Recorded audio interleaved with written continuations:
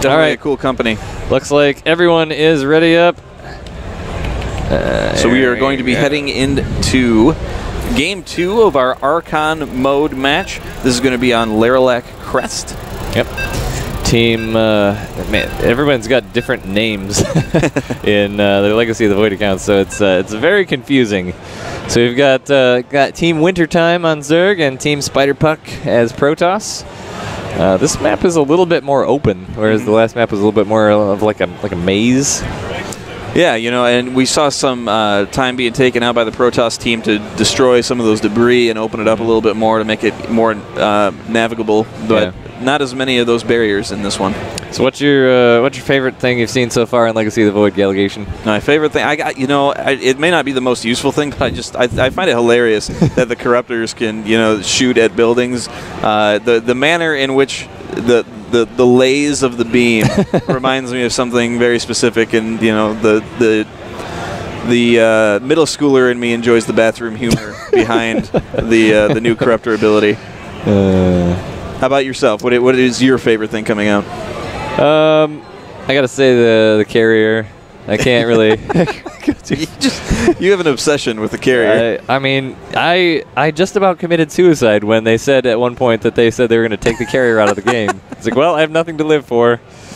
Oh my! And I'm glad they changed the Tempest back to a bit more of its former self in the earlier stages of the beta when they made it so that it couldn't attack air units. I think it was only a ground only. That was a little disappointing, especially because my first game I forgot that, and I made a bunch of them, and I was like, that's awkward. Well, I guess I'm losing this game.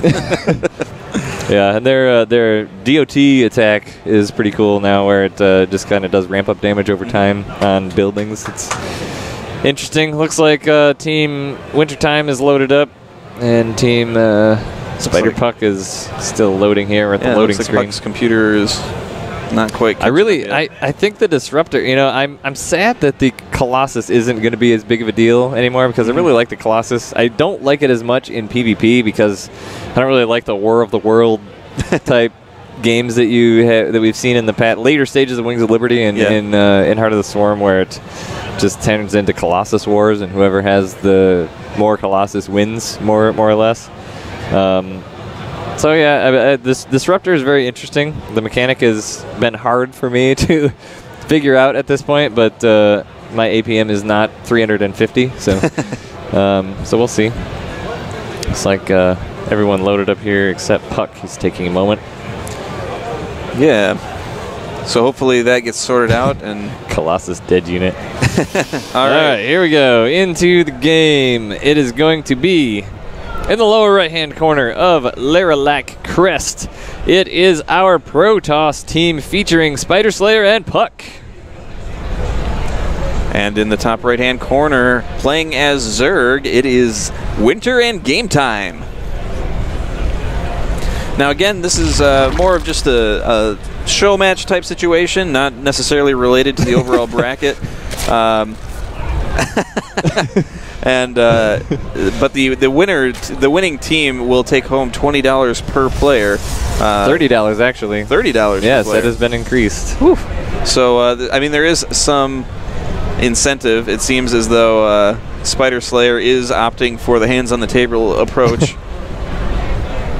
Yep, it is a best of 3, so Spider Slayer Puck up 1 game here, so if they win this one, they will take home the cheese for this Archon mode match. Expand going down here quickly for Zerg. Aww. Spider Slayer, his one job is to talk trash. But I mean, everybody knows that Winter brings trash talk to the table. Yeah. Yep, so looks like 3 bases quick here as expected out of our Team Wintertime. And Team Spider-Puck going for a double gas and a gateway as well as an expand. It's still like I remember the first few times I played Legacy, I'm like, what do I do with all of these minerals? you're like flipping 5 minutes ahead, but it is kind of nice. Definitely gets the game going. Calling Spider Slayer out and changing to Protoss. Which I mean that's the logical choice, right? Yeah. You don't force your better player to play off race. Well, Spider Player had originally picked Game Time to be his opponent. Spider Slayer was the 4th place finisher in the tournament, so 4th place got to pick his Archon mode partner, and he picked Game Time, and then both of them were talking, and they both said they had not played much Legacy of the Void at all, so Spider Slayer, with the advice of other people around, chose to pick Puck. I think it was actually Game Time who went up to him and said, "This is a terrible decision. If you want any chance at winning, don't pick me." So, good guy Game Time in that situation. Yeah. Aw. So, it looks like we're going to be 3 bases up now here for our Zerg people, and Zerglings are on the way. Adept in production, as well as Warp Gate. Twilight Council going down very quickly here for Team Protoss. Going to be going right into Blink, as I'm sure everyone is well aware of by now.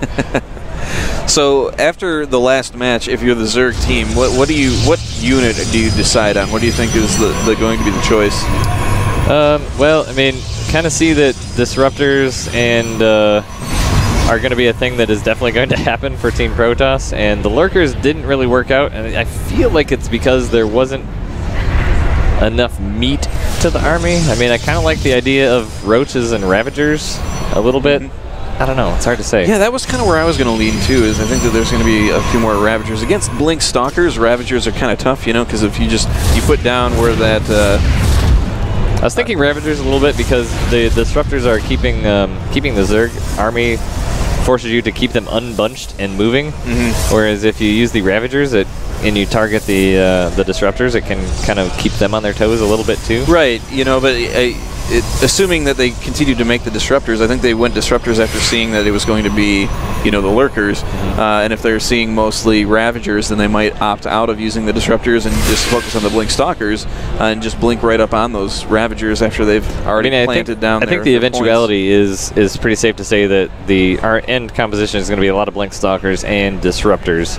So the question is, what can they do to really deal with the Blink Stalkers while also not dying to disruptors? Now 2 Adepts coming into the natural expansion here, taking out some drones before their shades warp them to the 2nd base, where they're going to attempt to kill a few more drones, but they're being surrounded by the Lings here.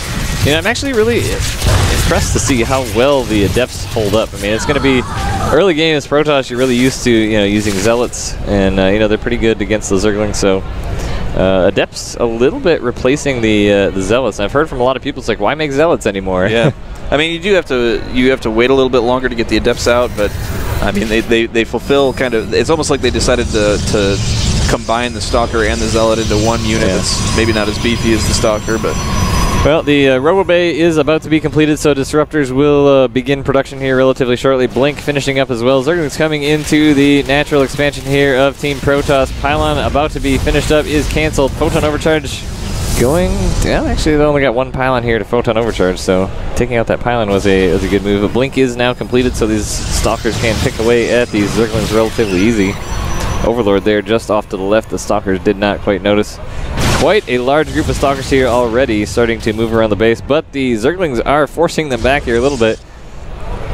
And we do see a large number of Ravagers in production now, as roaches continue to be made as well. So it looks like that is indeed going to be the main composition of this army. Yeah, I think that's a pretty good choice on the Zerg side. The Ravagers look so cool too. They're very imposing, yeah. Whoops. I'm honestly just kind of sitting here. I just want to see how this goes. So yeah, it looks like those are going down. They are able to get out of the way without taking any really substantial damage. Yeah, the first Disruptor is on the way here, and the Ravagers seeming to work out pretty well here. One does go out. You're gonna have to. Can't remember what the Ravager attack is called. Corrosive Bile. Corrosive Bile. Yeah. Yep. So that is keeping the Stalkers a bit more on their toes, as they do have to watch out for that. Yeah, I mean, but the micros are going really well, you know, and the Blink is helping out quite a bit. You know, they can get a few more shots off before having to move out of the way, and then Blink out of the way. Observers here, Team Zerg does collapse the rocks here to prevent Protoss from getting in, and then both teams are attacking. Hey, let's team up. All right. So there's quite a few Stalkers out here now. There is a Pylon back here. More Ravagers being warped in. Warp Prism on the scene here to provide quick reinforcements for Team Protoss. Single Roach moving forward, trying to get some idea of what's happening. There's a Disruptor in that Warp Prism, so that's going to be a pretty good drive. Oh, right in the middle of the Zerg army, and several units there taken out by that Disruptor, but he does lose the Disruptor as well. And that seems to have kind of broken the siege here that the Protoss player had on Zerg, and the Roaches and Ravagers are moving forward. There's really not a whole lot that can be done to target the Warp Prism except for this Corrosive Bile. Disruptor out on the field right in the middle of the Zerg army. Oh, wow, that is so awful. Oh, my God. 1/3 of the Zerg army has been wiped out by that one Disruptor. Man, that is, it's... The Ravager's a little bit on the slow side, so they're having a hard time avoiding the Disruptor. More Disruptors on their way. It looks like trying to get out of the way of that Corrosive Bile. Stalkers blinking back. Disruptors going down, and the Novas go out. Another decent hit to the Roaches fall.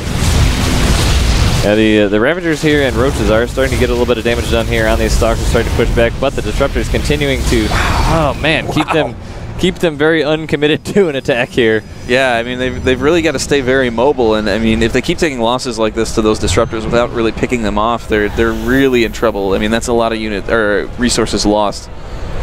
Moving over, trying to take out one of these bases. They might end up getting themselves trapped here, though.